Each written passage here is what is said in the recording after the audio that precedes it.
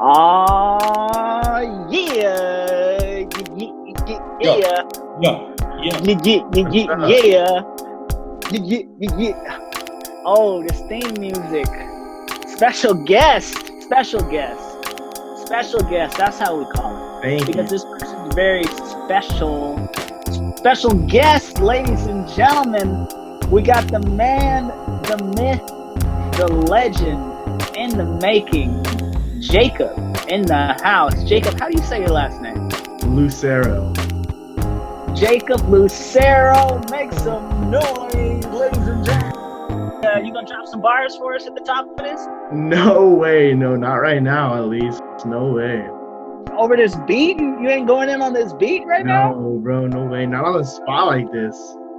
Oh, beats on the spot. He declined. Jacob Lucero in the house. California worldwide. Make some motherfucking noise. Yeah. How you feeling today, Jacob? I'm feeling good. I'm feeling really good today. That's amazing. And of course, always we got our co-host in the house, Mr. Brandon David. Brandon David, drop a bar on the beat. We got Jacob Lucero, juicy like Lucero. I don't know, something like Nero. I'm Nero. It's I'm no one, and I'm not done. Okay, now I'm done. He's done. See, that's the fun part about this podcast. We never hear the beat until the podcast is actually out. So we don't know if that works or not. But you just put that flavor on there and then the beat drops. Oh, yes. You know what it is, man. Jacob, let's be real. You're one of the most positive individuals I've ever come in contact with in my life. And I think it's only right that on episode 13 of Music and Mental Health Remote, we bring you in as our first very special guest. You know, it's almost like season 2, but it's still season 1. The fun part about this experience is we've transitioned now into a remote podcast. Based on Zoom conversations worldwide. We are where we are in the world. It is what it is. But that doesn't stop what we do. You know, we are spreading love. We're spreading positive energy. We're spreading a positive message on a conversation that people need to have in today's society. And the conversation is, of course, music and mental health. The first thing we usually do is talk about music as it stands, chronologically speaking. Mr. Jacob Lucero. Am I pronouncing that right? Lucero? You got it. Yeah. Mr. Lucero, what are you listening to lately? As of lately, I've been listening to the new John Lindahl album a lot. I think that's very inspiring. I love that album so much. Last night they just put out Mac Miller's Kids on streaming services, so I'm going to start listening to that. Just some motherfucking kids. Yeah, and then recently I started going back through and I started listening to All American Badass again. In Corday's last album, The Lost Boy. Joey Badass. Yeah. Okay, so you got a nice eclectic taste. Much like myself, I prefer coconut water when I'm dry in the throat. A bit of cotton mouth I have. Before we get into any more, let's do it chronologically speaking as well. Tell me your favorite song on the John Lindahl project, Opening Night. Shout outs to my brother John Lindahl. I don't know if you can hear me, my G, but shout outs to you. I've easily got to say Nothing in the World. Not easily, but I just remember like the first time I heard Nothing in the World, when he just like, when the chorus came on where he goes, Nothing in the World. Like the first time I heard that, I had goosebumps. I was like, oh my goodness, he killed this. Now, Jacob, I know you follow me on Twitter. How long have I been talking about Nothing in the World? You have. Have you seen my Nothing in the World tweets? You have. No, you have. You've been talking about it for mad long. And honestly, it did not disappoint. That song goes crazy. The whole album is really good, but I think Nothing in the World is my favorite off that album. Yo, brother, I agree with you. Nothing in the World. From the moment I heard that, when John played me that joint, I was in the studio, I was in LA, I heard it, and I was like, holy shit, this is like one of the greatest love songs I've ever heard in my life. I told John in that moment, I was like, John, this song is absolutely incredible. Like, thank you so much for creating this song. I had him send it to me early. I've been bumping that song for a long time, man. And even though it was my favorite before I heard the album, even after hearing the album in its entirety, I still got to go with Team Nothing in the World. Yeah. It's such an amazing song. The textures on it, the instrumentation, the musicality, the lyrics, the performance, the voice, the progression, the arc of the song, absolutely incredible. John Lindahl, applause to you, my brother. Nothing in the World is an amazing song. Like, I'm so happy that Jacob is here to remind us of all this, you know. We're going to have to bring John Lindahl on the podcast very soon. What do you think, Mr. David? Yeah, absolutely. I think he's pretty busy on the IG Lives at the moment, as the whole music industry is. But yeah, man, he's got a mind and mental health, and we should hear about it. No doubt, no doubt. Yeah, anybody out there that's listening right now, make sure you put my brother John Lindahl on your iPods, your iPhones. Remember iPods? Yeah, put it on your playlist. That's a better word to say. Put it on your playlist. Put the whole joint on there. Opening Night by John Lindahl, my brother, courtesy of Def Jam and Bobby Boy Records, man. Sending you love out there, John Lindahl, wherever. Thank you for spreading beautiful music all over the world in this time of need, when we really need music. Look at Brandon David back there rolling up a joint, watching some real crazy hyphy stuff going on in the background. I see cars, I see twerking, I see orange camouflage. We got some like Civics and Acuras doing donuts out there. It was wilding. It's LA. Get familiar.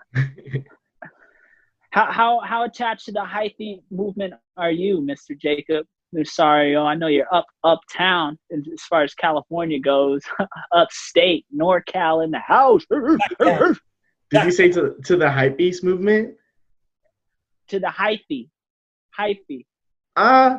You know, it depends. I mean, as of right now, it's kind of hard to like get, you know, like hypey in quarantine. But before that, it just depends like who I'm with and who I'm around. If, you know, it depends on my mood too. Now, when I say hyphy, I'm not saying hypey. Oh. Hyphy, like E40, right? Nah. Jesus Christ had dreads, so shake him. No, see, I ain't got none, but I'm planning on growing some. E40 is more Bay Area, but Sacramento doesn't really bump E40 that much. I mean, there's some parts I do, but that's way more Bay Area. I mean, it's also like 10 years ago. Yeah, that's true. How old are you? That's okay. Mind us asking. Oh, I'm 20. So you mean you worked at hyphy when you were 10 years old, man? Come on. I mean, yo, for the record, anybody out there watching, I don't care where you are, hyphy is forever, and the hyphy movement will never end. You know, I gotta feel like I kind of feel like lately when I watch these podcasts, I got to be careful what comes out of Brandon David's mouth, because I don't want to throw us in this. We will never disrespect the legend of E40. I bow in the presence of greatness. Shout outs to you, Nas, Hype Williams, and DMX, even though none of you are really connected to this conversation. But I just had to clear up some things from last week just because I had to. We'll let Brandon have his opinion. Everyone's entitled to their own opinion. Speaking of opinions, let's move further down the list. Mac Miller, Just Some Motherfucking Kids. What a timeless album. Amazing. Honestly, I've only listened to it a select few times, and so now that I know that it's out, I'm going to start listening to it a lot more.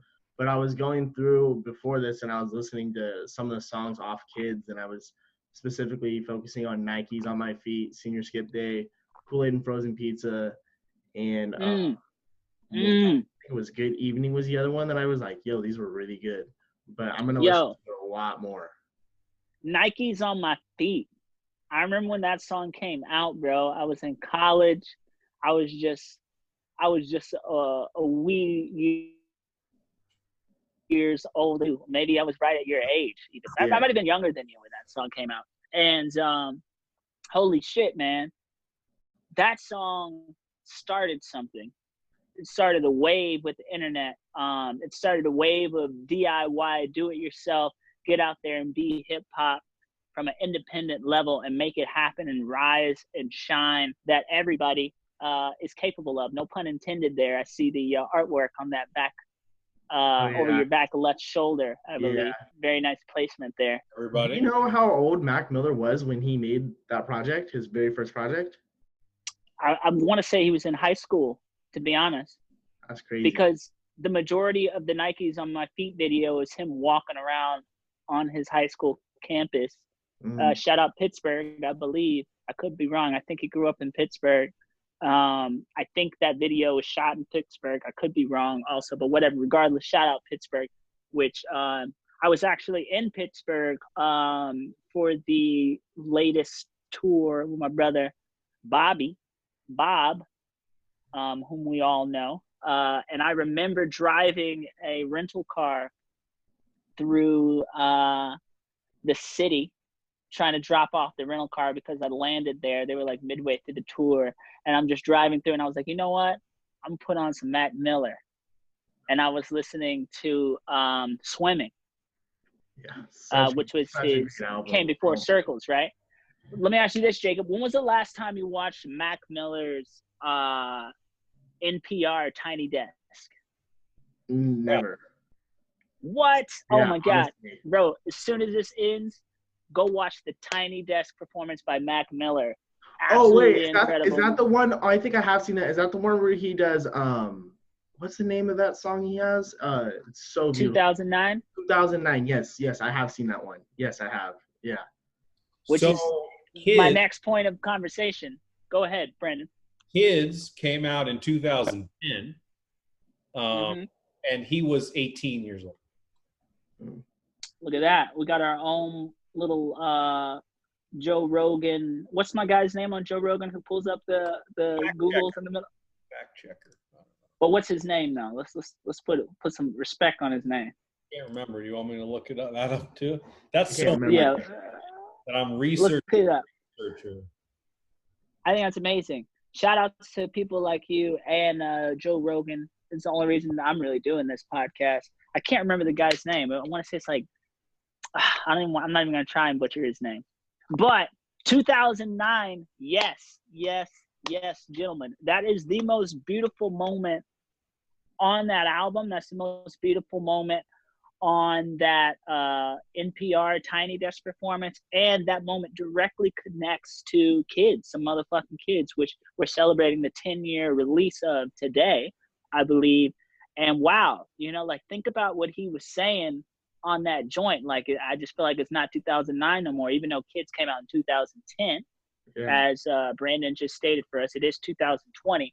But I guess what he was saying is this is right before he blew up into his stardom. Like he really, seasoned, or a renowned is a better word to say, a renowned artist here, struggling with the current moment and reflecting on the past in such a beautiful way. He painted that song, man. That's one of the greatest songs that I think that's probably my favorite Mac Miller song. Every time I hear that song and see that performance from NPR specifically, I get the chills because of what it means to all of us. Even for me, 2009 was a beacon of light for what we can be. Because when I was watching people like Mac Miller and people like Bob and people like Wiz Khalifa, shout out Pittsburgh again, a lot of Pittsburgh love. When I was watching these individuals coming up at the University of Arizona, a mile or two away from Mr. Brandon David here, I was in complete awe. What was that? I said bear down. Bear down, that's right. Yeah, I was in complete awe from these stars in my eyes. Mac Miller will forever be a star. He'll forever be one of the greatest rappers in my catalog that I listen to, because it's just iconic what this dude did. What he created and the legacy that he told. The stories he told, the pictures he painted. Swimming's incredible. Circles is incredible. Yeah. But kids, it all started with kids. You know, Nike's on my feet, Kool-Aid and frozen pizza. Absolutely insane.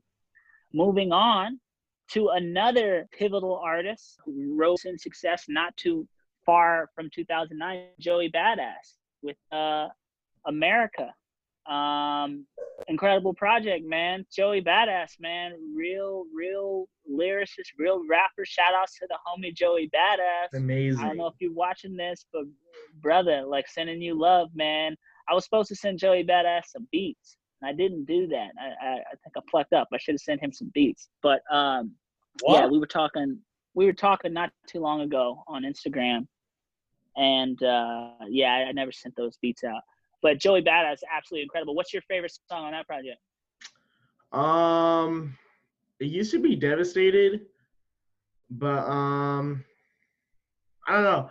I'd still probably, I think like the whole album, when I listen to it, specifically I listen to it when I'm riding around, like I'll be walking at the lake riding, when I feel the sun and I like hear the album, I don't know, it's very inspiring, because when I think of these artists, like when I think of, that's why I asked you how old Mac Miller was, is because these, like when they make these albums or their art, whatever it is, like they're so young when they do it. And it's just phenomenal to think about, because I mean, I'm only 20, but it's just crazy to think that they inspire people that are like older than them or younger than them, and they're just like themselves. Like it's just like, for me, when I listen to something like a project like that, or like see a project, whatever art it may be, it's just like it always inspires me so much, because I put myself in the shoes of like trying to think of like what the artist was thinking when they made this, like what inspired this, you know what I mean? No doubt, brother. Timeless. I think it's the best word for it. And if I had to put a phrase attached to that, I would say ahead of their time. Mac Miller was ahead of his time. Joey Badass ahead of time. YBN Cordae ahead of his time. We're talking about, you know, cats know what the fuck they're doing and know how to speak to the masses, older and younger. I think that's a great point that you brought up, because I was in New York. I was living on Flatbush and Ditmas. The same street, Flatbush, is the same, you know, area of Brooklyn that Joey Badass reps. And I remember being in New York, bumping From the Tomb from 1999. Like, holy shit, Joey Badass is the dopest thing out right now. Like, this shit is fucking crazy dope. This man is like bringing back like the 96, 1997, 1995, like true era essence of hip hop, pro era, you know, like a professional of wordsmith and hip hop, just an icon, man, ahead of his time. And I remember I would go to this restaurant that I worked at, Lafayette, and there was this cat who was managing me. His name's Rob. Shout out Rob.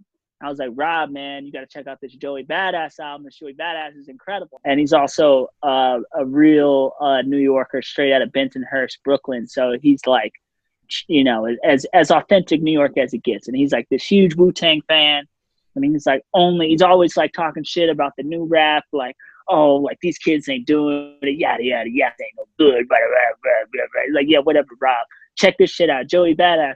And he wasn't trying to listen to it. He was like, nah, that ain't rap, bullshit, like, yada, yada, like, Rob, what the fuck are you talking about? And years later, I get a text message from Rob, and he's like, yo, I was wrong about Joey Badass. You were right. And this is 10 years older than me. And it's just like, wow. But once he figured it out, he's a bigger Joey Badass fan than me, and I'm a huge Joey Badass fan. Like, he will go ahead and say Joey Badass is like the hottest thing out right now. So what about that YBN Cordae album that you've been listening to? What's your favorite joint on there? As of right now, 1,000 Words. I think 1,000 Words, the transition from Broke as Fuck into 1,000 Words is very, like, is so smooth. But the whole concept of 1,000 Words, every time I listen to it, I'm just like everything about the song is just straight facts. Like, there's nothing about this song that doesn't resonate with anyone who uses social media. They say a pitch is worth 1,000 words. I really want to live I love the way he flows on that. He puts like almost like this gospel tone to it. It's so soulful. YBN Cordae, amazing artist, amazing rapper, amazing lyricist. Wow, Jacob, it sounds like you've been listening to some really great music. Do you always listen to good music? Like, why is your palette so impressive? Tell Uh, us a bit about yourself. Tell us about some of these walks that you're doing on the lake. What is so that all about? okay, so I'm a huge writer. I love writing. I love film specifically a lot, but I draw a lot of inspiration and passion from music because when I'm driving, I don't know. I feel like when I'm driving or when I'm walking, it's definitely nice to have those thoughts to yourself without music or anything.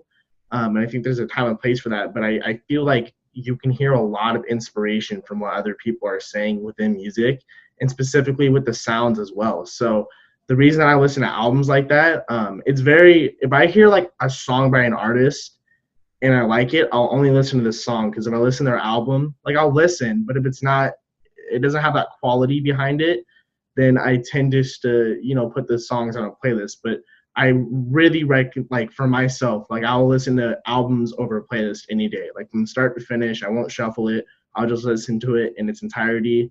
And it's just strange because the more I listen to it, I always have a different view. Like with every time I listen to it, I'm always like, I take something more. It's like when you see a movie the first time, you're like, oh, that was good. And you see it the second time, you're like, oh shit, like that they actually foreshadowed that. I kind of feel the same way about music when I listen to it a lot of the times. I'm like, oh, like maybe they were referencing this or that. So when I'm walking at the lake and I'm trying to write and I'm trying to like get in the mood or scenes for something, it really just depends. Like sometimes I'll walk around and I'll listen to classical music.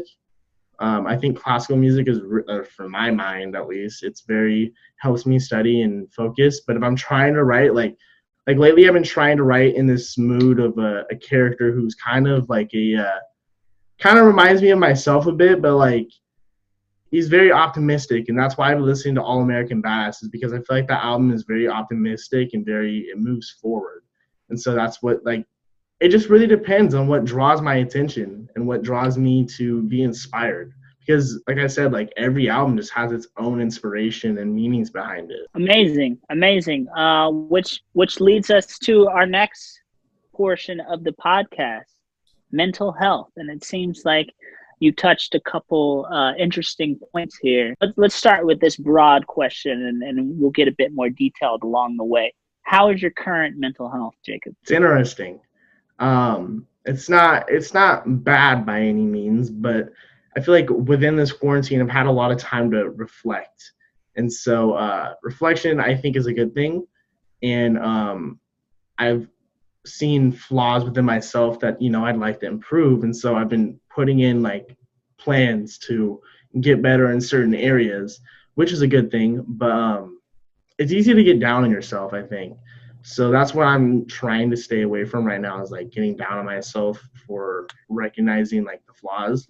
But other than that, I'd say it's going good. I'm very just inspired. I'm in a really good zone right now, I think. What do you find yourself getting down on yourself about? Just reflecting on I'm still really young, and I know I'm really young. And I'm 20 years old, and I have the whole world in front of me. But just ways that I can improve. Like, for instance, growing up, I never really gave a shit about school. And now that I'm older, I kind of wish that, I wish I did do good in school. And I know that you're not defined by like your education or anything like that, but just like personally looking back on it, I wish I did it for myself, and I wish I had done better. But when I reflect on that, I'm thinking, okay, well, for the future, what can I do to make sure that that doesn't happen again with another situation similar to that? And so what I'm trying is just to set myself up for success in that sense of whether it be me writing whatever I'm writing or my education currently as it is, just how can I make it better from what it was in the past. Do you find yourself living with regret often? Not often. And would you even label this as regret? I'm trying to figure out where you're coming from. Yeah, I mean, exactly. I guess so. I guess it would be a little bit of regret, but And you regret not studying more in high school or not trying harder? Is that what you're saying? Just not caring, you know. Like I went to summer school every single year that was possible. I went to summer school every year. I mean, like literally, you think of it, anything that like the fuck ups could have done in high school, I did it. And that's not to say that I wasn't smart, and I know that, but it was more along the lines of like I just didn't care. But looking back on it, I wish I did care, you know. So what you're saying is maybe if you would have applied yourself more in the past, you would be a better person today? Is that what you're saying? Not a better person, but I think I would have better traits. For instance, like being able to sit down and like right now I'm teaching myself how to focus, how to study, how to read, like sit down and like actually comprehend, like sit there with a book, not get distracted, and like read. You know what I mean? Like actually like focus into it. And I feel like maybe in the past, had I really tried out these new experiences, these new traits, that they could have benefited me today. And obviously, I'm still 20, I'm still very young, and I still have that opportunity to, and it's never too late to apply yourself to new traits or new opportunities. Right. But, I wouldn't say I'm getting down on myself, but it's just a lot of reflection. Well, to reflect off of that, from my perspective, young brother, I want you to know that I see Jacob Lucero. Am I saying that right? It's Lucero, but it's okay. It's okay. Lucero. When I look at Jacob Lucero, I see an incredibly positive young human being with amazing traits, with an amazing amount of focus, with an amazing amount of insight, opinion, drive, and humility. And personally, my brother, I want you to know that's why I brought you on here, because I admire your perspective so much and how you see the world. I admire your tweets so much and how you speak to the world. And, you know, I love what you have to say, and I love the way you think. So my advice for you would be to not worry about the past, to not even tap into that, because the past is behind us, and you, my brother, have a big future ahead of you. You can accomplish so much. You're so smart, and you're so intelligent, and you're so positive that this entire world is your canvas for the taking, and you can paint it any color you want. So anything that you've done in the past, it doesn't matter. Let's let that go right now. The past is potentially a mistake, but I like to equate the past as a lesson. Mm-hmm. You know, the past taught you these things. So you didn't really necessarily make any mistakes. You're just growing. And it's so important for you to realize that. You already know that you're young, and you already know that you have your whole life ahead of you. Great. But what I want you to know is you haven't done anything wrong.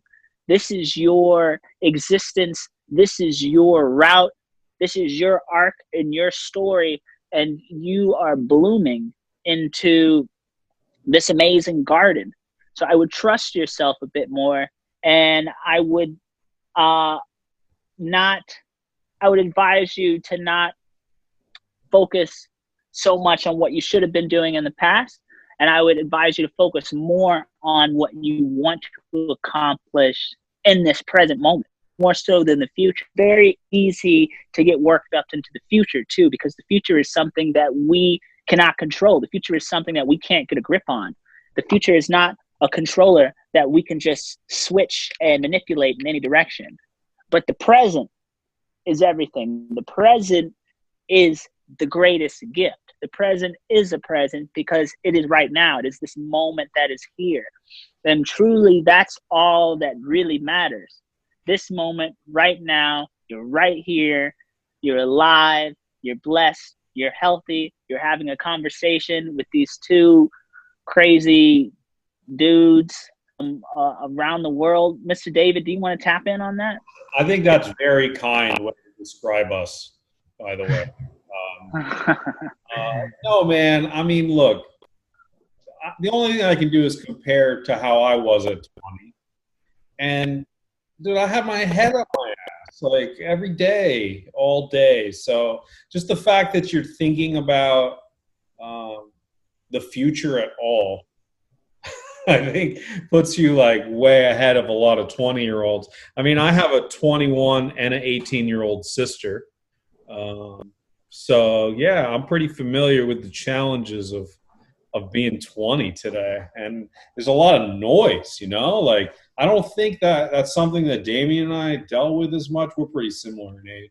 And like, there wasn't just this constant echo chamber from people about whether you were dope or not dope or whatever, you know? And like, it was simpler. Oh. I know I sound super old right now, but it was simpler in a lot of ways, I think. Yeah, I think you're right. That's true. It's kind of crazy to put it into perspective. The fact that when me and Brandon were in college, there was no Instagram. Yeah. And there was no system of likes.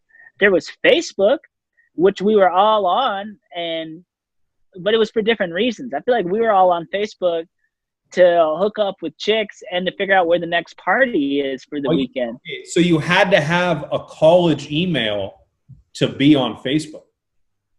So yeah, that's how they started. So like when I was a senior in college or senior in high school, I think I'm one grade above Damien, but when I was a senior in high school, in the spring, we all got our college emails, which allowed us to go on Facebook for the first time and like see all the chicks that were going to be freshmen with us. It was like the most amazing thing ever. Now, and my perspective, not to cut anyone off there, that wasn't true. I remember having Facebook in high school. I think Facebook originally started as a tool for college kids, but then they transitioned it into being more accessible for high schoolers, and then later on it became anybody could be on Facebook. But yes, it did start as a college tool or college network, later opened up to high school.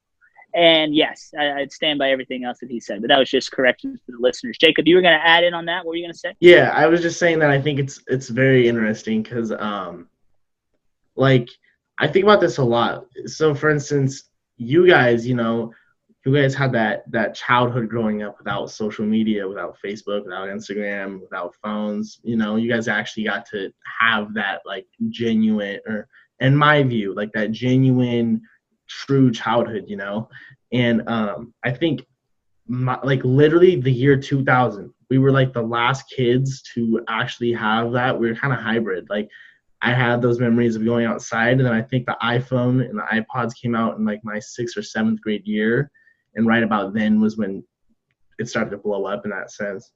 But I don't know. It's so different, and it's crazy to think about because for you guys, I don't know what Facebook was like for you guys, but I remember my first time getting Instagram. It was just like, I had no idea what the hell I was doing.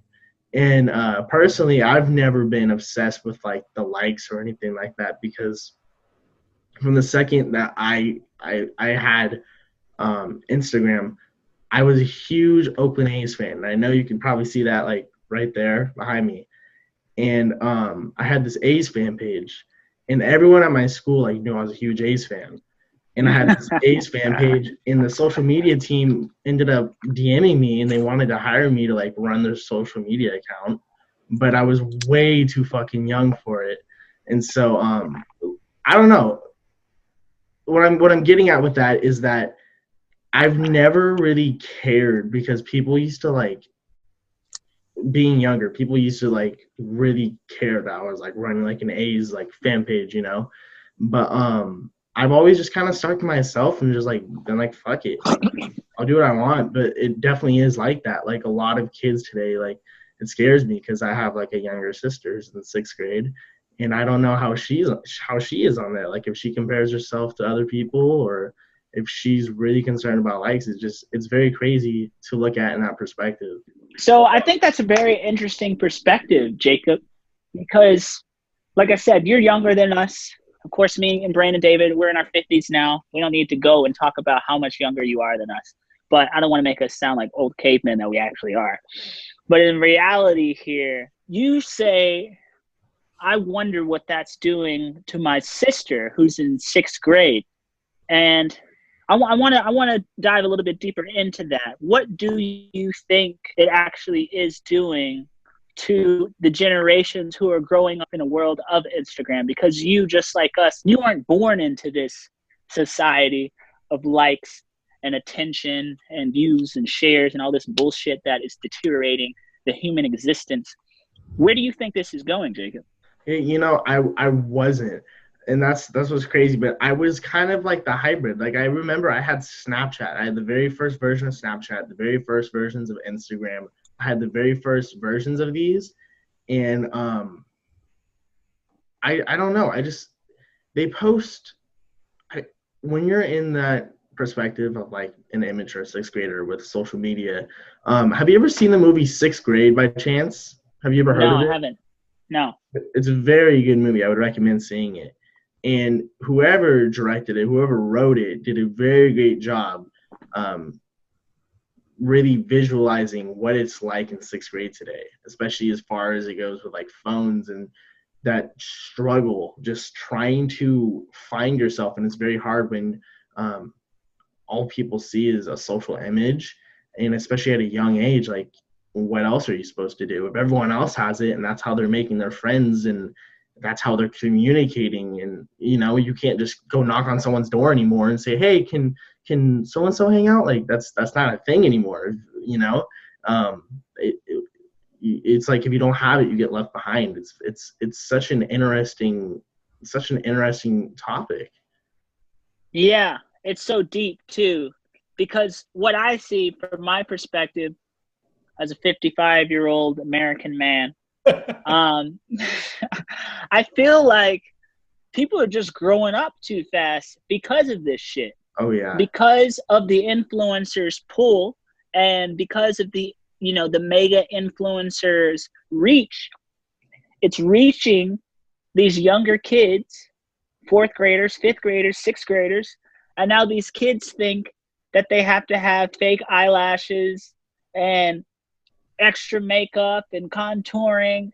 And it's like, wait a second, what is that doing to the human experience? It's poisoning humans. It's poisoning growth, exploration. It's poisoning the chance for a teenager to actually find themselves as who they are. And instead they're being manipulated into what they think society wants them to be, because they see these mega stars and they're like, okay, well, if I want 11.67 million followers, I'm going to need more makeup, or my butt needs to be bigger, or Yeah. you know, I need gold chains or a Rolly, like crazy, you know. Yeah, I've heard like my sister, she said I don't like what she said. I don't like my nose. I don't like the way like my side view of my nose looks.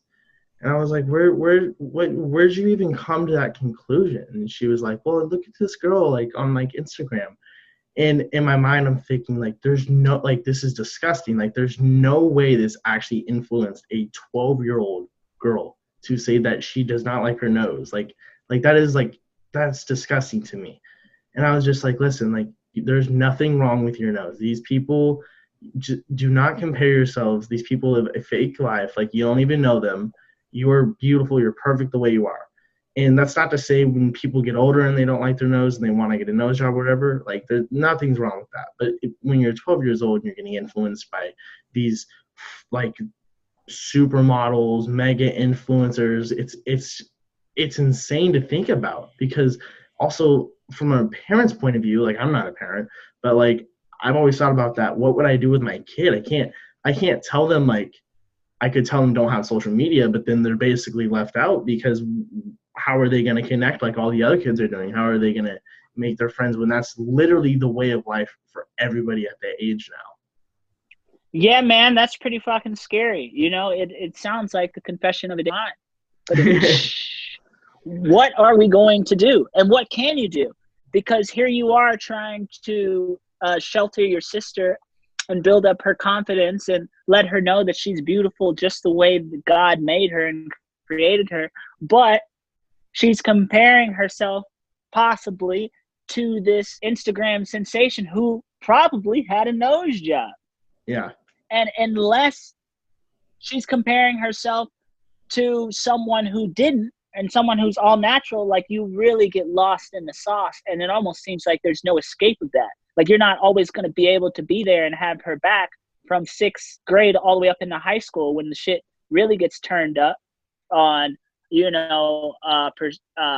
appearance and popularity and all this crap. It's scary, man. That shit really, really scares me. That I don't even know where the source of help is on that. The only thing that I can say is all of the influencers out there have got to do a better job of realizing that they're actually an influencer, and the way that you present yourself as a human being is going to influence other people. And that's why it's scary, because it just turns into this cycle that runs round and round and round. Like, it's never going to fix itself, because even the influencer was looking at their nose like, oh, well, I wish my nose was more like this or more like that. It's like this toxic poison. It's like a virus that is just eating us alive, What do you think about social media in this quarantine environment, Jacob? Okay, so personally for me, it's funny you asked this. So I was at the lake and I was reflecting on, like, just thinking, like, what are my biggest insecurities? And I was thinking, wait, before we go any further, hold the phone here. I'm sorry to interrupt you. I want to talk about this magical lake that you keep going to. Is this a place that you have kind of made into your own? Is this a place that you find solitude and peace and tranquility? 100%. And I've even gone there. more so to tap into that. How did you know that? How did you find that? Tell us about this place. Okay, so let's go back like a year and a half-ish. I don't know. To be honest with you, I don't know the origins of how I even started going there, but specifically to this one spot that I go to, I was just walking one day.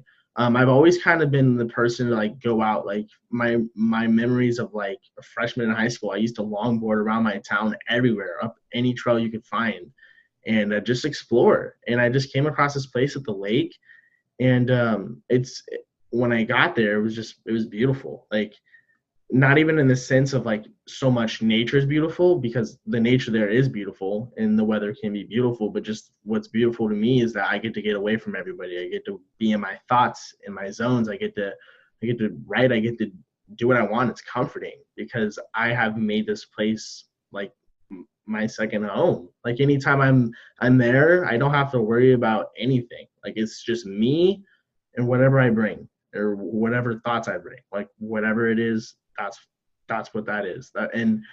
I've gone there like almost every day for the past year and a half. It helps me tremendously with my mental. That's amazing. And you're still going there in quarantine? You still visit this place? Not as much, because there's quite a few people at the lake now. But if I do go, then I have my own little, like, paths that I've came across on the lake, so I don't worry about seeing anybody. But I don't go nearly as much as I used to during quarantine. So if I'm not going to the lake, though, then I'll just go for walks on, like, the trails or, like, around my neighborhood. I'm not going to the lake, but I have to go outside. I have to go outside, and I have to like, walk around. Like, I physically need to be outside once a day, because I went like 2 weeks without going outside, and I was like, dude, I cannot do this. I need to go outside. I need to, because my brain is just like, it's filled with ideas, and I really enjoy, like, the creativity aspect of it. And if I don't let that flow, I don't let it go, then it's just, I can't explain it. I just need to be outside. I need to be writing, and I need to have these ideas that are coming and just keep going. Like, and what you're saying is, even in quarantine now, you have to go outside. If you don't make it to the lake, you got to at least walk around the block, correct? Yeah. Do you feel like the sunshine gives you any power or energy?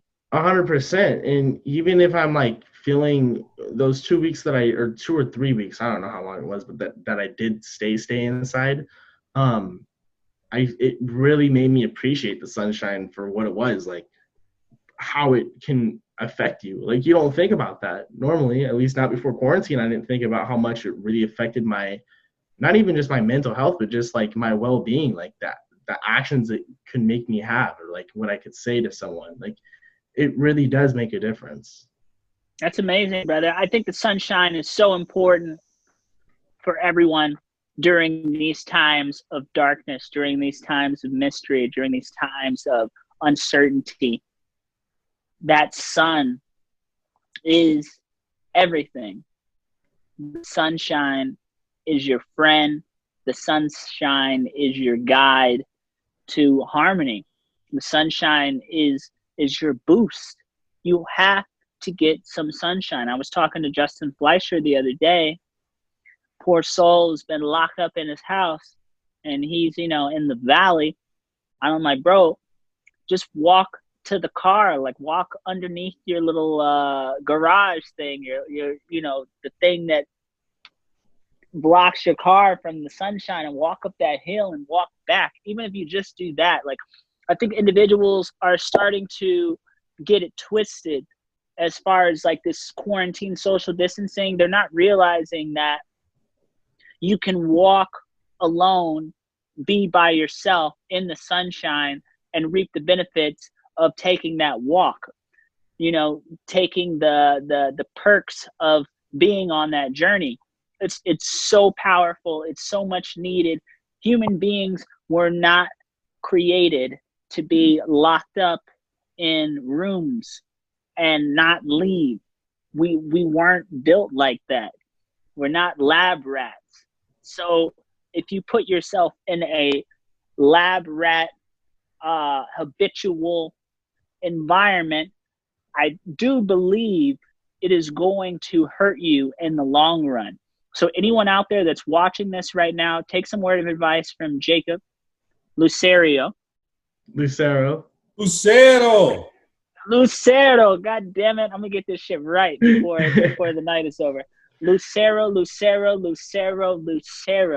Take the advice that Mr. Lucero is giving you and get out there and get some motherfucking sunshine, guys. Pardon my French, but you got to do it. You got to do it. Now, when you take these walks, Jacob, are you always alone, or do you ever go with anyone else? Always alone. I have people, they message me, hey, can you take me to your spot? And I'm always like, no. Like, I love you, but no, like that's mine. Wow. That's my solid peace of mind. Like that is mine. And I'll take you we can go to the lake, we can go to the beaches, we can swim, but like as far as like my spot goes, like my parts of the lake that I walk on, like it's very nice to have that. Like once I'm there, like I know why I'm there. Like my brain knows why I'm there. It's peaceful, and I don't have to worry. Like that's just my spot. Like that's mine. I think that's amazing, brother. The fact that you can go there in solitude and you don't need to show anyone else this magic, and the fact that you are keeping the magic to yourself, that just goes to show you why you're so special. That goes to show you why I wanted you on this podcast, because people need to understand the power of being alone. There's so much power in just being by yourself. I think there's so many individuals out there that are so confused right now about this quarantine way of living, because they feel like they have to be around other people to get other people's approval or to get other people's opinions, because they can't think for themselves, because they can't be comfortable with themselves. Ladies and gentlemen, this is the time to be comfortable with yourself. This is the time to go internal and to just accept who you are as an individual, because the truth is we don't need anyone else. What we need is water, food, and sunshine. I think human beings are social individuals. Yes, we do need to communicate with other individuals, but we have to learn how to be comfortable with ourselves. Have you always been comfortable by yourself, Jacob? Okay, so yeah, growing up, basically, I was always this like very small kid. I was never like good in school. I had friends, but like I just had like a rough like growing up to myself. And I'm very thankful that happened, because instead of like just staying down on myself, constantly getting down, I just created like this mindset that like fucking like everything will be okay. Like eventually, if it's not right now, everything will be okay. And so that's why I always say the word like I've reflected. So I was just saying that basically it taught me to, instead of like, because there was a lot of times that I could have been like fuck, like my life sucks. And not to say that I didn't, but eventually I was just like, the only way it's going to get better is like, it's my life. Like it's in my hands. Like if I don't make the opportunity, the push to make it better, then the odds are like, it's not going to. Like if I can't bring myself happiness, then no one else is going to. And so like, I'm not even kidding, as like a 15, 16-year-old, I started doing these like walks by myself, and I just started like really getting to know myself. Like, and that's why I say the words reflection. Like I've been reflecting, or like I look back, because I don't get down, but like you said earlier, like you can take everything and make it a lesson, and you can learn from it and grow as a human being. And that's why I'm so big on treating other people with like respect and kindness, just because growing up, no one ever did that to me.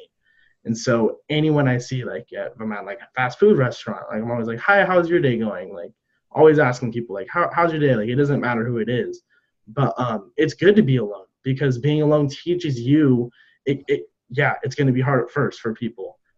It can fucking suck, because you don't know yourself. And that's a scary thought and feeling as a human being. Like, why don't I know myself? Like that's scary, but eventually it's going to get better. And it's only going to get better if you make the effort to get to know yourself and really come to senses with like lessons that have happened in your life. Just grow, just like every day. If you can just grow a little bit, then it adds up, and eventually you're comfortable in your own shoes. But I don't know. That's just what I've done. That's amazing.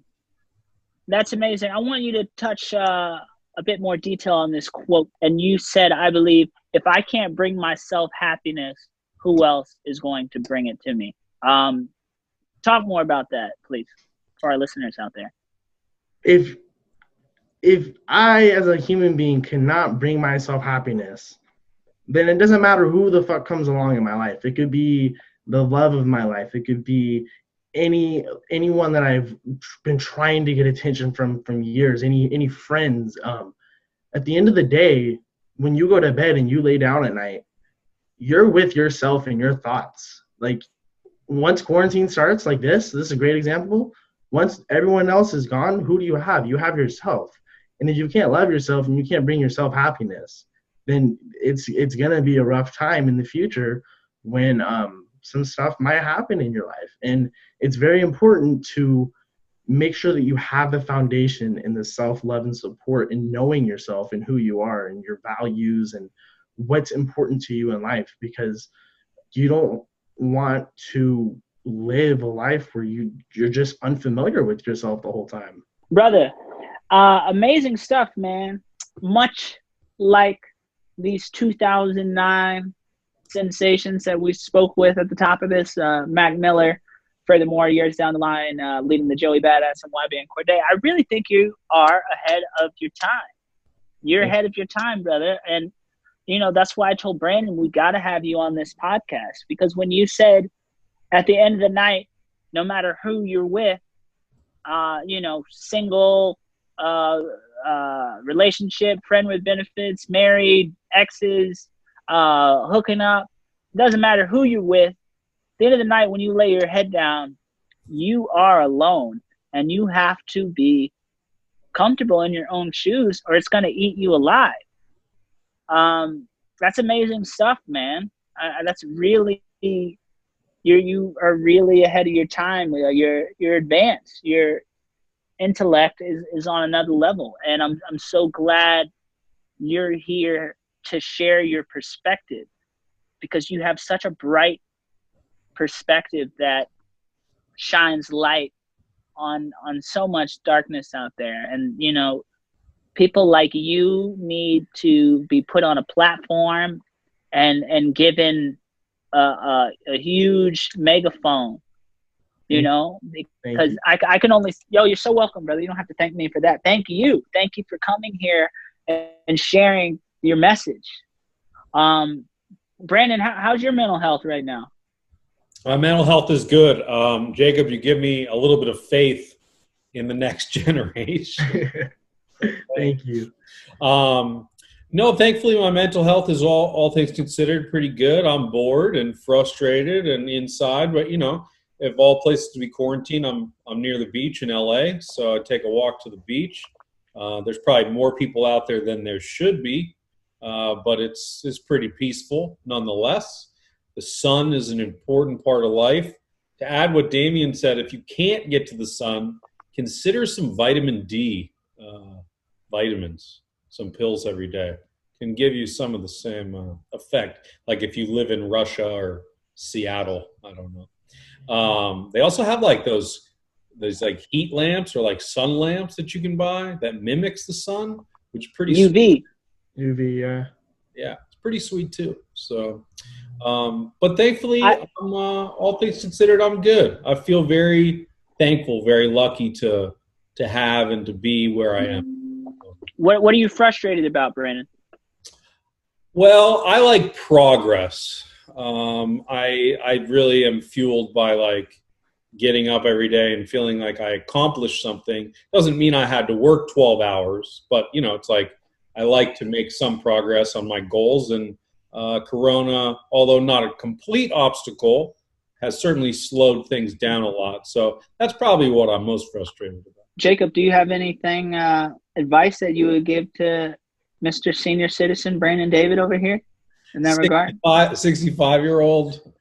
Well, usually I would not give advice, considering this is my first time meeting Brandon. I don't know much about him.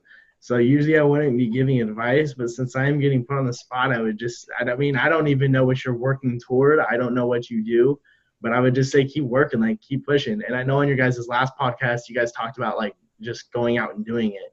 And Brandon had said, like usually when people tell me to do that, what was he saying after that? I forget. I was watching you guys' podcast last night again. But I would just say like keep pushing toward it. I mean, it's very stereotypical to say to someone like, oh, just keep pushing, but like I don't know what you're pushing toward, but I promise, like you seem very, very intellectual and smart. I promise you can do it. Thanks, man. No, that's definitely good advice, and we're doing it as much as we can. But yeah, thanks, man. That's amazing, Jacob. I know that you don't want to necessarily be put on the spot to give someone advice, but I want you to know we brought you here because we know that you have some strong ideas in your mind that will turn into advice for many people listening to this. So, this is the place to give advice. This is the place to offer help to each other. We all have to help each other, not just in quarantine, but just in general. Like you said, I admire the ability that you have to walk up to strangers and to truly tap into a stranger and say, hey, how are you doing? Like, how are you? Like, what's up? Because a lot of people don't get that. A lot of people are treated like machines and robots, and people expect them to just press buttons and to give them things and to go about their life, me. And we got to stop living in this me world, because this world isn't me. Yes, you do have to be comfortable with yourself, and you do have to be all right with yourself, and you do have to be happy with yourself, but you also have to understand that everything that you do affects someone else. 100%. And I learned that lesson at I used to work at KFC. It was my very first job. I'll never forget the customers there, just the biggest assholes on the planet. Oh my goodness, I can't even explain to you. Fucking someone will walk in and be like, hi, how are you? And they just like wouldn't even acknowledge, just like, shut up, like this is my order. I'm like, okay, like that's how you feel. I can't change your views or opinion, but like I know when I'm on the other end of that register how I'm gonna treat people. And I was always like that before, but once I worked there, it really showed me and solidified that like people are just human beings. Like you can get mad at someone at a workplace for something, but like at the end of the day, most of the time it's not their fault. There's nothing they can do. So there's no point to be a dick to them and drag their day down, because that makes zero sense. No doubt. And that's amazing for you to recognize that, You're practically 67, just like me and Brandon. We're old.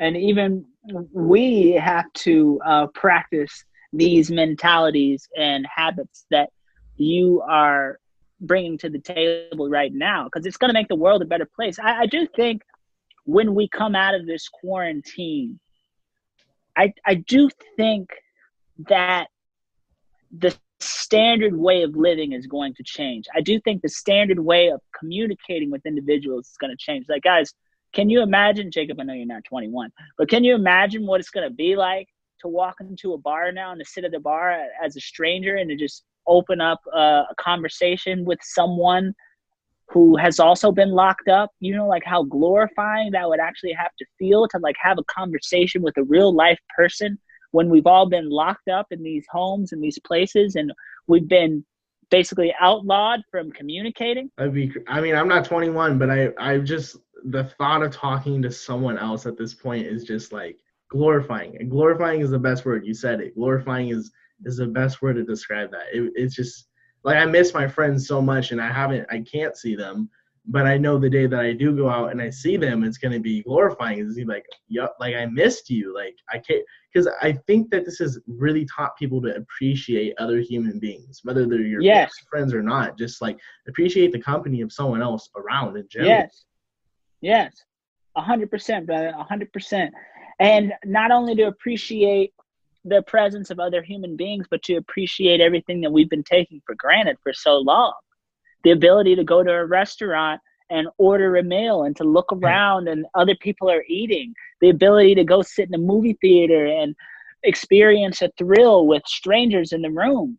Yeah. Like, that's so important, and we've lost that.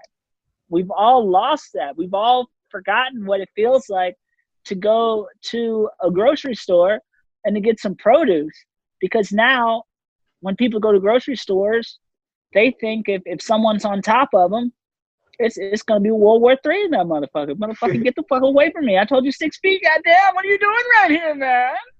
It's like, damn, like, this shit's getting crazy, bro. Like, it's getting crazy. It's like getting Kev Kyler. It's crazy, bro. Like, Rubik's Cube, crazy. Like, this was crazy. Like, damn, what are we going to do? Like, it's fucked up, man. But we have to come out of this, ladies and gentlemen, boys and girls, children and people of all ages. We got to come out of this elevated. We have to come out of this quarantine with a new, higher frequency. I keep saying raise your frequency. I don't think I've said it yet on this podcast, but we all got to raise our frequency. We got to raise our way of understanding. We got to raise our way of compassion. We got to raise the way that we communicate with other people. Like, do you think, let me ask you this, Jacob. I know you are active in terms of social media. Have you noticed, I think I've noticed social media has kind of changed in terms of positive and negative energy. Does it seem like to you there's less fuckboys out there right now just talking shit because of talking shit? No, 100%. I was thinking about this the other day, because since quarantine happened, most people will go, okay, well, there's nothing to do. What am I going to do now? Maybe I'll play video games. Maybe I'll like do schoolwork. But for the most part, I'm going to sit on social media. And so before this, people could just like argue behind the screen and put their phone away, right? Now their whole lives are just like right here the whole time. So for instance, why would you make that shit negative if that's what you're behind all day?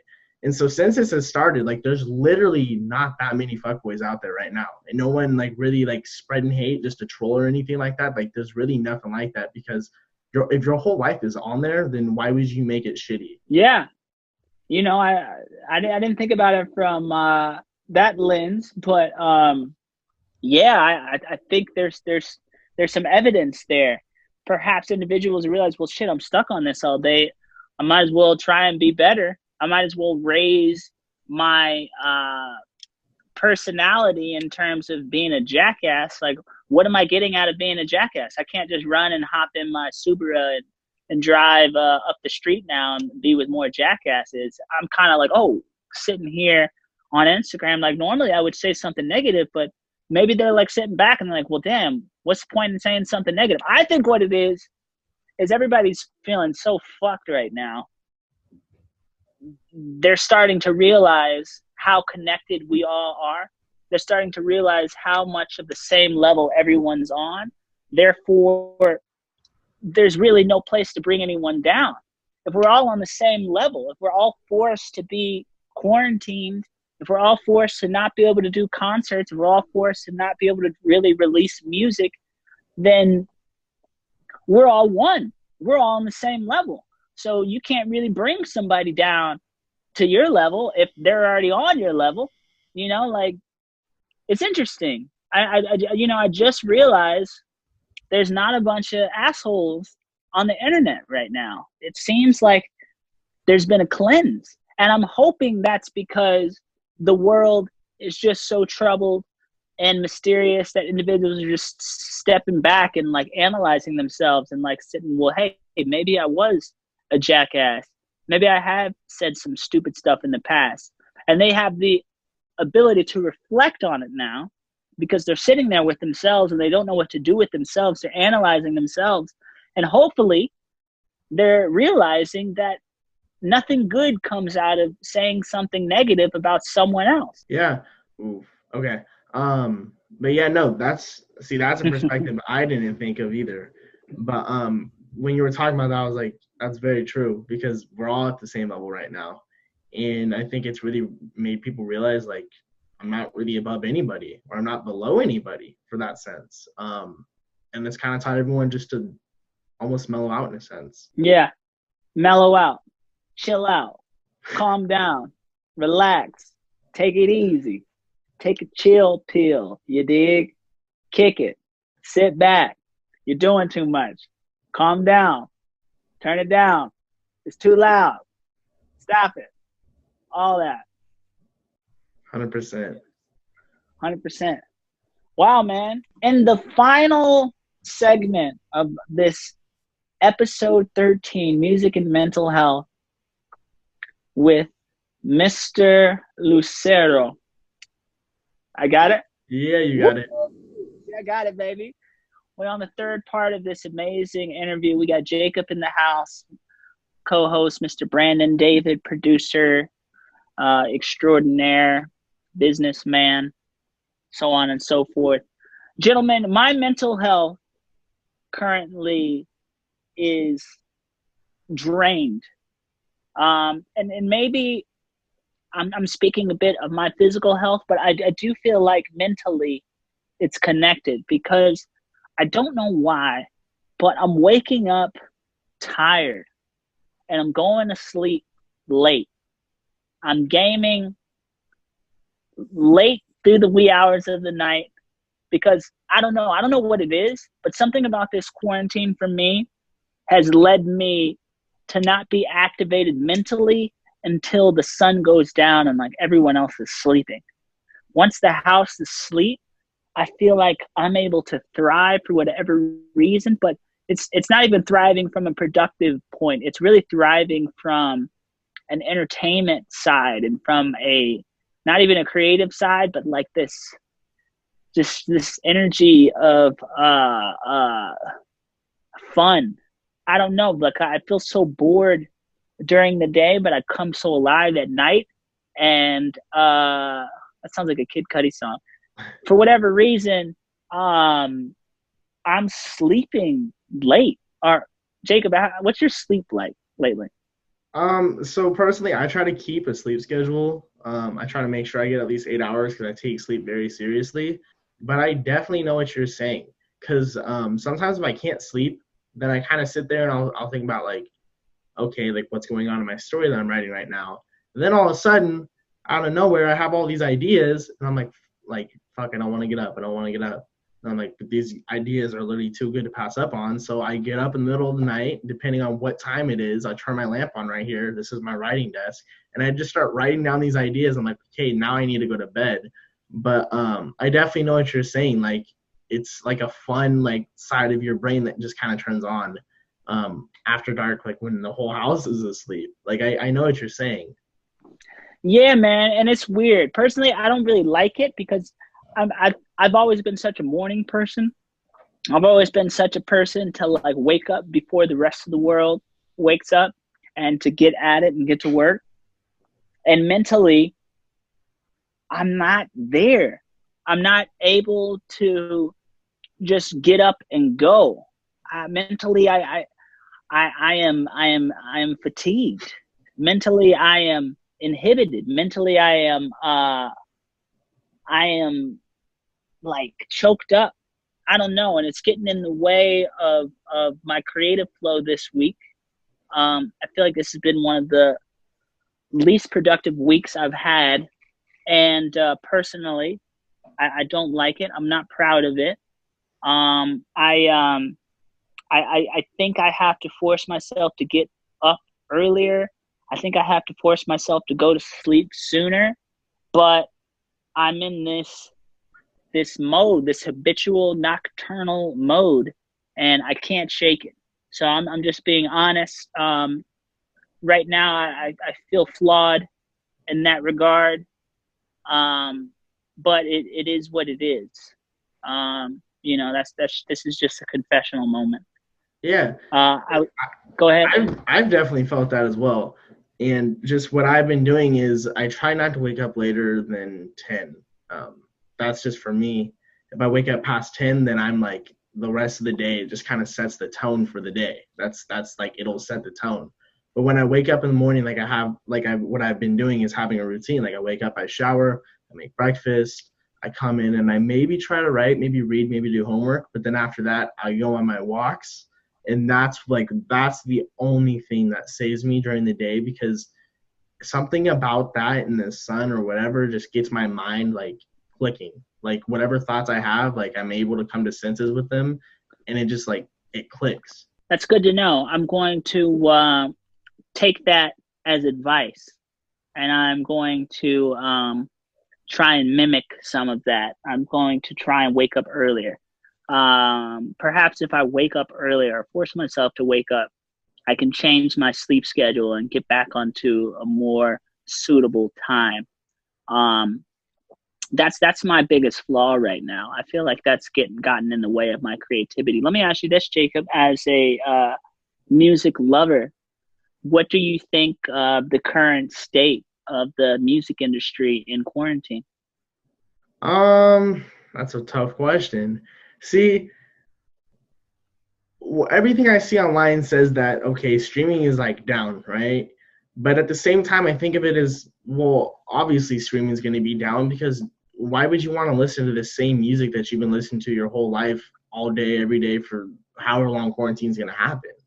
And my example of this, and I have no research, no way to back it up, but I'm just speaking from what I see, is The Weeknd dropped his album and he went platinum in, I think it was like 2 weeks, like maybe a week, and that was with streaming platforms down. But my idea behind it is, to be honest with you, I never even really listened to The Weeknd, but since it was new music, I was just like open to anything, and I listened to his album and I was like, this is one of the best albums I've heard this year. But had it not been quarantine, I probably wouldn't have listened. But just the fact that it was something new, it was refreshing to me. And obviously I can see why the music state might be down right now. But who wants to listen to the same songs that they've been listening to their entire lives at this point? You know, people are going to find something else to do. I don't think that I think that if artists were to drop something right now, I don't think it would flop as much as everyone is saying. Interesting. That's very interesting. So what you're saying is, as a music lover, as a avid enthusiast of the industry, and clearly you listen to a wide range of music from classical to pop to hip hop. Did I say hip hop or hip hop? Whatever. What you're saying, I believe, is you want more artists to put stuff out during this time. Is that what you're saying? 100%. And I think that the scarcity that's behind it right now is valid. But at the same time, you have to recognize, like, I'm not an artist in music, but if I was, I would be looking at, like, from my audience's perspective, my fans, and what are they listening to? Probably nothing. Probably the same thing that they've been listening to their whole life. They probably want new music. and your fan base is probably going to support you. You release new music, not just because they love you, but there's also this sense right now that there's nothing new, and people want something new. Interesting. That's very interesting. Very interesting. Why do you think artists are hesitant to put new material out? See, in quarantine? that's not my cup of tea. I don't know much about the industry. I know it's not your cup of tea, but I want to know what's going on in your head from your perspective. My perspective is that, mind you, personally, I think it is your cup of tea. But let's hear what you say regardless. Well, just in case, because people be twisting my words so much all the time, and I have to say it ahead of time. Like, listen, like, this is just so you know, like, I don't have anything. It's just my opinion. My opinion is that these labels are telling them don't drop it right now. Streaming services are down like a certain percent wise, and if you drop something, it's not going to do good. But I don't think that the thinking of like the realistic human values behind why it's down. Like, obviously quarantine sucks, but like I keep saying, why would I want to keep listening to the same music? Like, I was listening to music going to school, going to the gym, driving, right? Now you don't have those essential activities every day that you were doing. So that makes sense. But at the same time, you're going to miss that. If it's a huge part of your life, it's not just going to go away. Like, if you've grown up on music, I've grown up on every type of music. Like, my dad listened to his own type. My mom did. I know 80s. I know 70s. I know anything you can think of, right? If I, as a music lover, grew up listening to music, I'm not just going to one day think, damn, like, I'm happy there's no new music. I don't care what it is at this point. As a music lover, I'm going to listen to it. And if I'm a fan of an artist, specifically like any artist that I really enjoy, I'm going to listen to that album so many times right now during this quarantine. Huh. Well, there you go, ladies and gentlemen, from one of the greatest music curators that I've seen on social media, Jacob Lucero. This gentleman is saying to put new material out there. This gentleman is saying, hey, labels, they just want some music. Put that out. I think that's interesting to hear, brother. And, you know, you think that this isn't your cup of tea, but this is your hibiscus with honey and lemon squeezed on top, my brother. To me, you're one of the greatest music fans I've ever come across. I'm not just talking about my music. I'm not even talking about my music, to be honest. I'm just talking about you love music. So I value your opinion highly in this conversation. Thank you. You are a true consumer, and I don't even like using the word consumer, because when you say consumer, it sounds like you're, you know, chewing on something and spitting it out and leaving it to dry. I mean, you're a real listener. And that's interesting to hear, you know. That's interesting to hear. Brandon, you got anything to say about that? About the subject of why? Well, I think we first have to start with, like, there's a lot of new music that's still coming out. So there's still people putting out music for sure. Maybe like, what the hell is that in the background on your screen? What is that? Homie's like hanging upside down. What is he doing? What is that? It looks like a very powerful visual for what I'm sure is a sophisticated song. Do you know what the song is? No. Wow. Jacob, you recognize that video? No, I don't. But I do. I was like, Brandon, do you keep like a Vivo channel on in the background during the day when you're just working? Yeah, this is just like I do that too. I do that too. Yes. Yeah, I do that too. I'll just mute it though. I don't like play audio. I just have like the visuals on because it helps me. I don't know. Sometimes I'd be looking at it. I'm like, that's pretty cool. It just keeps my mind going. If you want to talk about insecurities, yeah, I don't like to be alone for that long. And so it's sort of like this. Whoa, how did we get into insecurities? Where are we going with this, Captain? I was talking about why you would leave the TV on, but thanks for interrupting. Now go ahead. Pardon me. Shame on me. I don't want to interrupt you. You're on your talk right now. Shame is not a good emotion. I try to stay away from shame. That's like, you know. But anyway, no, I think a lot of particularly old people do this, and given that I'm 78 years old, like they need to have it on like to keep them company. And I'm kind of the same way. Like if I'm sending emails or on the computer or whatever, yeah, sometimes music. I also like Anderson Cooper a lot. He's pretty soothing. But yeah. I was just going to say, isn't it interesting, all the grandmas out there in the 90s and the early 2000s, you go to their crib and the only thing they're watching is the news. They got like 60 Minutes on loop, CNN just playing, MSNBC just don't stop, Fox News till you drop. 60 Minutes is popping though. 60 Minutes.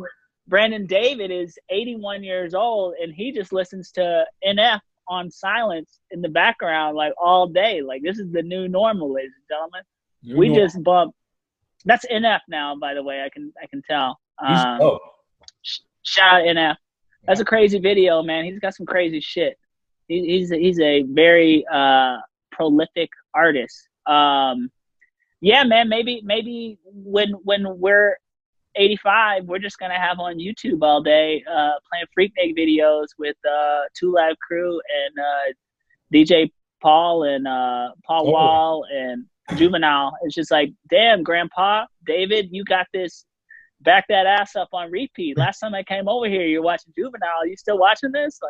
Like, yeah, son, that's what I do. Shit, when I was your age, we were watching rap videos on silence. That's what we do. Brandon, what have you been listening to lately? Let's see. Well, I think I've said this before, but I'm going to reiterate again. I really like the Jesse Reyes album. Unbelievable stuff. Yeah, great. So soulful, so much depth to her voice. The writing is really good. It can be a little dark, but really, really good.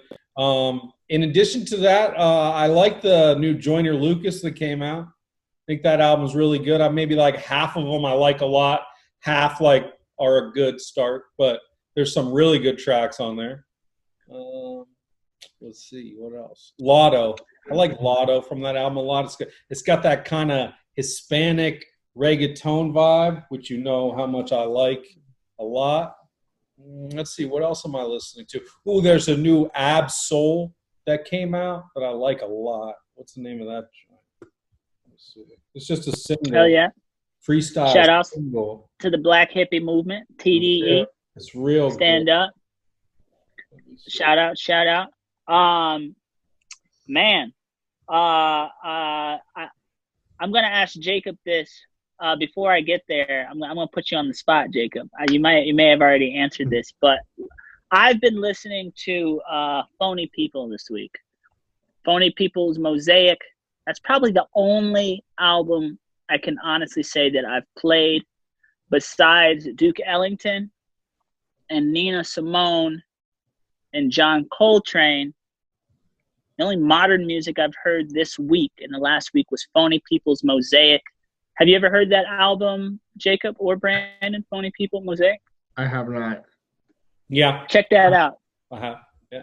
You heard it, Brandon? Well, only from you, but yeah, I've heard it for sure. Okay. Jacob, check out Phony People's, PHONYPPL Mosaic. That's what I was listening to this week. I saw a very interesting tweet go up. Jacob, you're going to have to answer this one because me and Brandon legally we're attached to a certain camp. So you know our obvious answer.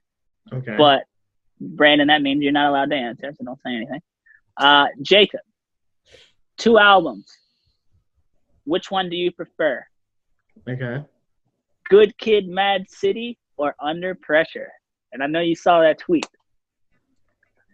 All right, so here's the thing is I feel like you might have said, I deleted my tweet this morning, but this is what makes me mad about like social media. And before you answer that, I just want to comment on that too, because that's one of the most ridiculous comparisons I've ever seen in my life. You cannot compare those albums, and it shouldn't be a conversation. For him to put that up there and to create, he knew what he was doing when he did that, right? He does that. No, he does that all the time, and specifically with I'm not gonna like say too much, but it's ridiculous. Like, you know your audience, you know the people who follow you, you know you have a huge hip hop community bringing. Like, first of all, they're two fantastic albums. They're amazing albums, and so to put them next to each other, and you know the current state of what people think of a specific artist, you know what you're getting yourself into when you're comparing these albums. Like, it's just ridiculous, especially on social media. You know what people are gonna say. Like, there's a reason behind it. But as far as it goes, if I had to pick an album between Good Kid, Mad City, and Under Pressure, I think about music like this a lot. If you want to talk sonically music, what sounds better like musically, right? I would go Good Kid, Mad City. But as far as what an album means to me, the lyrics and everything that has hit me and made me memories and helped build me, I would say Under Pressure. So my answer to that question would be Under Pressure, because it's a great, I'm not like saying it's not a good musical album. It's phenomenal, absolutely phenomenal. But so is Good Kid, Mad City. So it's a hard question for me, but I have that attachment to Under Pressure, so I'm more inclined to choose that. But as far as if I were to take a step back and, you know, kind of get away from lyrics and what memories I may have attached with the album, I would probably have to go with Good Kid, Mad City. So what you're saying is you love both of the albums and you shouldn't be comparing them in the first place. That's exactly what I'm saying. And to really ask your audience to compare that is ridiculous, because you know what you're trying to get at. I think that was a great answer. I think that was an intelligent answer. I love the way you broke that down. I'm going to hit you with one more, which is what we usually do with our special guests to end the podcast. On the spot, bam, what's your top 5 favorite rappers? DOA. My top 5 favorite rappers? DOA. Can I look at my Spotify real quick? It's right next to me. No. Okay. No. Top 5 favorite rappers. Let's go. And this is in order. From 5 to 1. Not 1 to 5. I'll go 5 to 1. Okay. Let me think. Cool. I hear you already. You're thinking out loud, by the way. I am thinking. Okay, so number 5. Man, that's a tough question. You put me on the spot. Can I go top 3? Can I go top 3? Hey. Nah, we gotta go 5, brother. That's how we do it. This is music and mental health, baby. That's how we do things. Yeah. All right. So I'm gonna go for like what their songs mean to me. That's what makes music good to me. Hey, and once again, this is your top 5. No one can take this away from me. Yeah. This is you. Yeah. But I like to clarify things before I say it, because, you know, this is just me. This is me, and this is like what it may mean to me. Man, I'm so on the spot, I can't even think of 5 rappers. I'm thinking. Well, let me help you. One more time to break this down. We're not talking about the top 5 greatest rappers. No, but my favorite 5. We're talking about your top 5 favorite rappers. So that should make it a little bit easier to say, which means nobody can judge you on this. Mm-hmm. Nobody can judge what album you like more. Nobody can judge what your favorite color is. Nobody can judge who your favorite baseball team is. This is your favorite. This is your opinion. Fuck everybody else. What is Jacob Lucero's top 5 favorito albums? Favorite albums or rappers?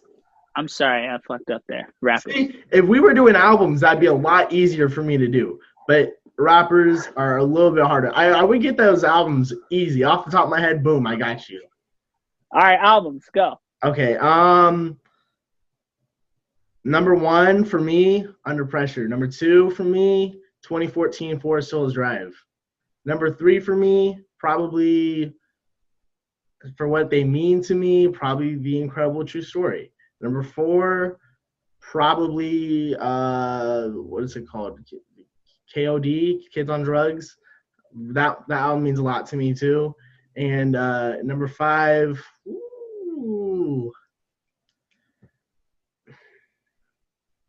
hold on. I know I got a better number 5. Hold on. I know I got a better number 5 that I got to think of real quick. You got 10 seconds, and then you got to say it. 10, 9, 8, 7, 6, 5. Ninja the Dreamers 3. 4. Okay. So it's fair to say who your favorite rappers are. I think we all know that now. You've named 2 rappers. That's all I can think of right Pretty now, much. man.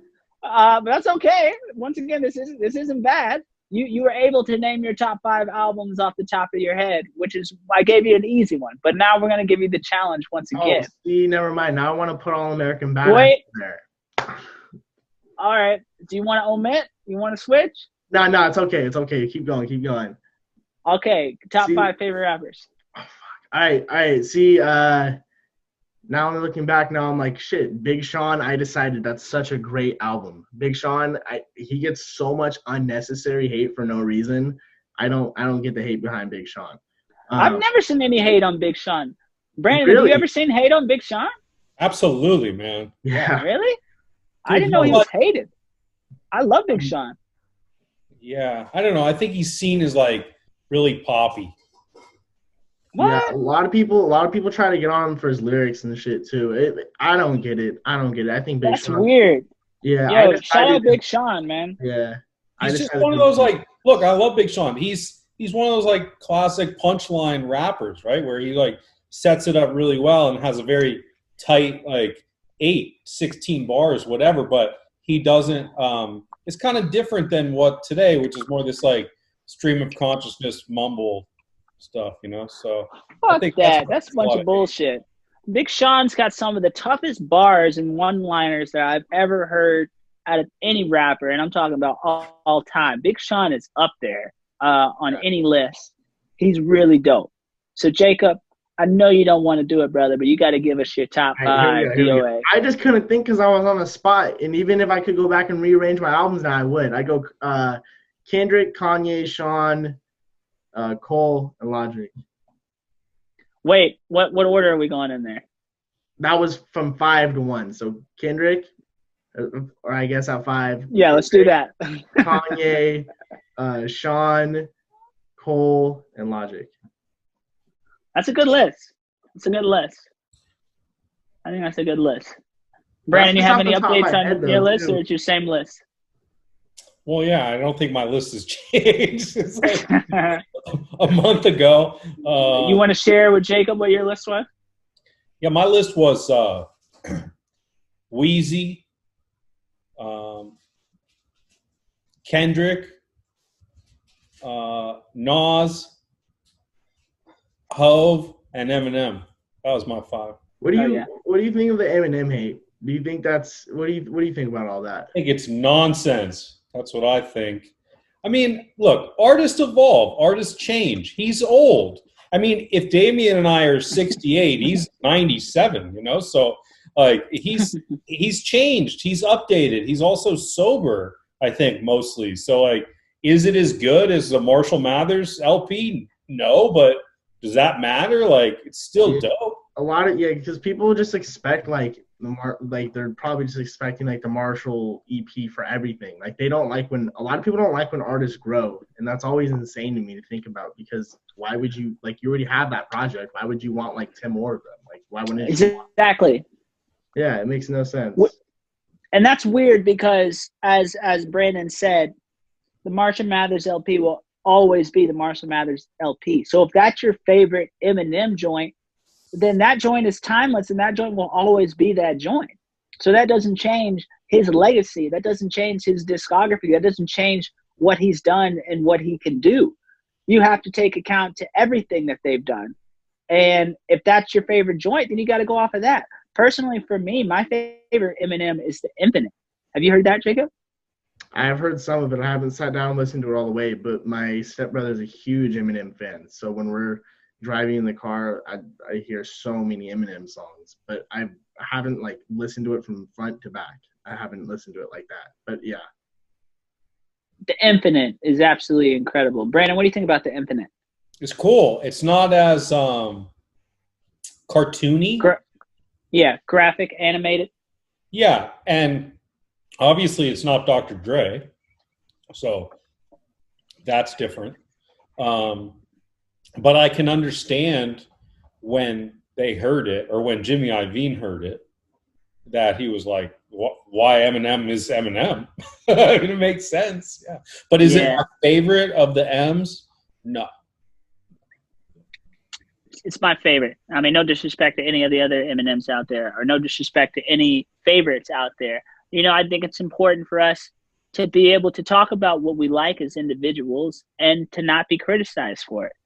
There's so much criticism now in today's music, in today's world, like, oh, well, how can you say this and how do you like that? You're crazy. Like, fuck that. At the end of the day, what you like is what you like, and what she likes is what she likes, and what he likes is what he likes. And that's it. Nothing else matters. People's opinion today is like, if an artist isn't like a straight 9 out of 10 or 10 out of 10 on every album, then they're trash. Like, that's literally just how people see it. And then they just go because they see it's like, you just see someone else saying it, so like, shit, now I have to say it. And if you go against it, then they just clown on you, but they don't have a reasoning. They don't have any substance behind it. You know, it's ridiculous. Like, if it's not perfect, then people are like, oh, they're garbage. That kind of goes back to that sixth grade social media mentality, like just a bunch of sheep. Yeah. Just a bunch of sheep. I was talking to someone today. They were like trying to argue in the comments on Twitter of like, who's a better artist? And I was like, listen, if you sat this person down face to face, you might be able to change your opinion. But you guys are behind screens. Nobody behind a screen is willingly able to say, yo, I fucked up. Like, I'm wrong. Like, no one behind a website is going – it's very rare that they're very optimistic and open-minded about something. You aren't going to change their opinion. And it's so pointless to try to do that. Yeah, man. I mean, it goes back to kind of the basis of this conversation. How can you say this art is better than that art? Mm-hmm. You can't. How can you say Mona Lisa's smile is better than the Starry Night? How can you say Van Gogh is better than Picasso? You can't. Like, get the fuck out of here. You can't tell me Keith Haring is better than Basquiat. Can't tell me nothing. You can't. You can't tell me nothing. You can't tell me. Kanye is my favorite rapper. And I'm talking legacy Kanye. Wait, Damien, what's your 5? What's your top 5? All right. I'm going to try and keep this the same as before. But I think it goes from 1 to 5. Kanye West. Mm-hmm. Mos Def. Andre 3000. Nas. Kendrick Lamar. Okay. I think we all had Kung Fu Kenny. All three of them. Kung Fu Kenny. Yeah. Hey, Kendrick Lamar, man. Shout out to Kendrick Lamar. I'm not going to lie. Good Kid, Mad City is a monumental album. But, you know, I'm never going to forget the Home Team. Under Pressure is incredible, which leads to the True Story, and that's the incredible one as well. I would say Kendrick is insanely dope. And to Pimp a Butterfly, I real quick, top 3 Kendrick Lamar albums all around. Brandon, you start. Definitely Good Kid, number 1. Number 2 is the most recent one, Damn. Damn? For sure. Uh-oh, Jacob doesn't agree. No, it's not that I don't agree. I was just that album had a lot of hate when it first came out too. They were like, "Oh, this is not his best album." But keep going. That's why I was just like, oh. Well, they were wrong. And number 3, you know, I'm not as into To Pimp a Butterfly. I went and listened to the Untitled one again during this quarantine. It's really fire. Yeah. I wish that they kind of had like promoted it a little bit more. I know he doesn't care. You know, that wasn't the point, but I feel like most people haven't heard that. Yeah, no, a lot of people haven't heard that, and there's so many good songs off that album. Okay. Well, my top 3 Kendrick Lamar albums are To Pimp a Butterfly, number 1. Number 2, Good Kid, Mad City. Number 3, Section 80. Yep, that's my exact same, except for Good Kid, Mad City's first, and To Pimp a Butterfly second. All right. Well, there we go. I think the tribe has spoken. Shout outs to that Bobby boy, wherever you at, homie, sending you love. Looking forward to that next mystery, question mark, top secret. I guess I'll just stop talking before I talk too much. I forget who I'm talking to here. I can't be putting the juice out there. Mr. Jacob Lucero on the phone. Do you have some Spanish background for that last name? Italian. Yeah, my family. Yeah, it's Spanish. I don't know they're straight from Spain, but I don't know any Spanish. No Espanol. No. Oh wow. That's one of the things that I want. I want to learn Spanish. I want to learn new languages. That's one thing I think. This is a great time for Jacob to learn some Spanish. Probably one of the best times, actually. You should learn a computer language, not Spanish. Yeah, coding. I've always wanted to learn coding as well. I think that's really important in today's age. I speak a lot of Spanish, man. Doesn't help that much. I guess he's right.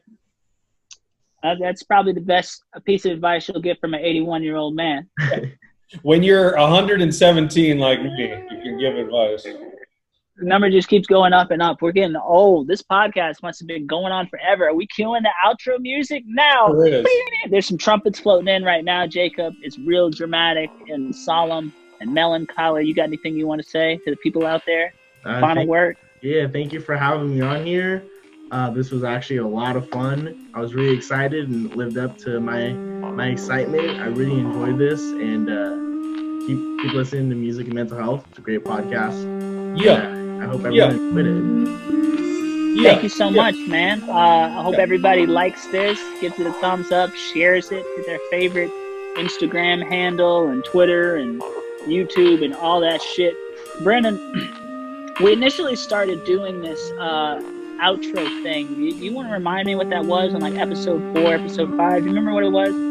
It was almost like a quote or like a lighting sign that represents you. Can you lead Jacob through that? Have you ever seen Deezus and Mira? You familiar with that?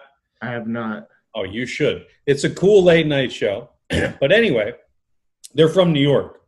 And so they talk about the 24-hour neon light that goes above bodegas and corner stores. Mm-hmm. So if there was a neon light above your head, followed you all around life forever, what would your neon sign say? My sign of words, like a neon sign with words? Yep. What would it say? I mean, I guess you could use a character or an emoji. It's your sign. Let's go with a word or a phrase or I would say a word anyway. I'd probably say optimistic. I think that's a great one. Yeah. Thumbs up. Sounds good. Mr. Optimistic. Big thumbs up. Thank you so much, Jacob Lucero, for coming in, my brother. I've never gotten your last name so well. It's all good. Lucero. That was my whole objective. That was my whole objective for this podcast, was to get this last name down. And now I'm feeling much more comfortable about it. So when we finally meet face to face, I'll be able to properly call you a mister. And one day, Jacob, I want the whole world to know I'm going to hire you. Thank you. I'm going to hire you. I'm going to hire you to the team. I said it here first. Thank you. All right. I saw the gold in this man a long time ago. And you know what? He needs a platform. He needs a job. He needs a career. I'm going to hire him. I don't know what it's going to be, but you're going to be working on my team, my brother. Thank you for everything that you do. Thank you. Don't thank me. Thank you. Thank you for coming here and hanging out with us, man. You're amazing. A breath of fresh air, truly. And I think, as Brandon said earlier on, I quite agree. I'm feeling good about your generation, especially if people have your mentality. So thank you for shining your light. Thank you. I appreciate that. I appreciate that a lot. Yeah, man. I hope you had fun. This was a good time. I had a lot of fun. Honestly, I did. It was very inspiring talking to you guys like this. It was very inspiring. That's incredible. What are you working on right now? What are you writing? 2 minutes. I'm writing a nice script, a nice little movie right now. It's about when I was saying earlier that I was reflecting at the lake on my biggest insecurities. It's basically about my biggest insecurities, but it's in a very nice form. I can't even explain it. It's crazy. It's just crazy. It's crazy. My mind up here when I get excited with like theories and like linking movies and things like that. That's why I love it so much. It's so fun. That's amazing, brother. That's amazing. Too top secret to give us any details on that. Do you want this in the podcast, or should we cut this out? You can keep it in here. I mean, the details are like basically think for yourself is what I'll say it's about. It's about thinking for yourself, and that's amazing. You say no more. Stop right there. Think for yourself. Mr. David, we were just talking about this today, man. Think for yourself. I think that's a final. I'll make that my neon sign today. Think for yourself. Great words from Jacob. Jacob, thank you so much for coming in. Ladies and gentlemen, thank you so much for listening and watching all around the world. This is Music and Mental Health, episode number 13, baby. And we ain't stopping until we get to 1,013. And probably then we're going to keep going. It is what it is, baby. Thank you so much, ladies and gentlemen, boys and girls, children of all ages, and Jacob. Lucero, thank you so much, brother. We really appreciate you. Toodaloo, chop, chop. Until next time, guys, drink water and get yourself some sunlight, vitamin D. Get out there, walk around, listen to what this man said.